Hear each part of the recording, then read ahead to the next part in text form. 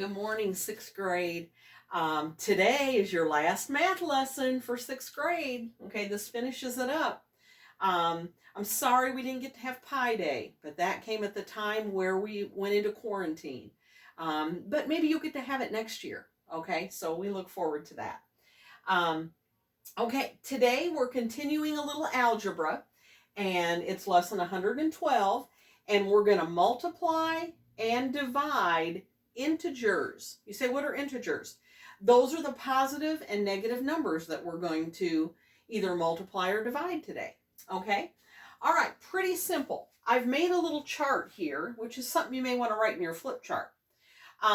If you have a negative and a negative, your answer is going to be a positive. Okay? If you have a positive and a positive, your answer is going to be a positive. But if you have a negative and a positive, your answer is going to be a negative. Okay? All right, so let's look at this. In algebra, when you have numbers like this that are in parentheses right next to each other without any sign in between them, that means multiply. So here we're going to multiply 4 times 2, which would be 8. And look at, we have a positive and a positive, and a positive and a positive. Your answer will be positive. Okay?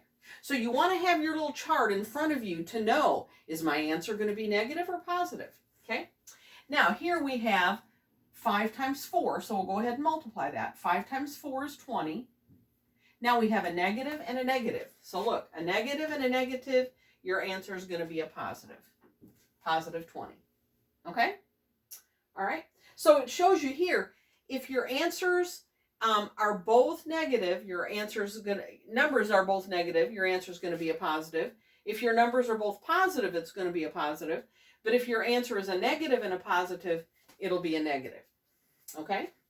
All right. Now here, these are fractions. And do you remember fractions? Your fraction bar is a division bar. So here's division. 12 divided by 3 would be 4. But now here we have a positive and a negative number. So a positive and a negative number would give us a negative answer. You always want to be looking at that chart because you might get the number correct, but you've got to know, is that answer going to be negative or positive? Okay, let's look at this one. 16 divided by 4 is 4. And then you've got 2 negatives, so 2 negatives make it a positive. Okay?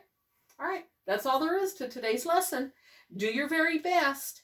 And I've really missed you guys this last grading period. But I appreciate those of you that have emailed me. But I'm really going to miss you this summer. But I hope you have a wonderful summer. Love you guys.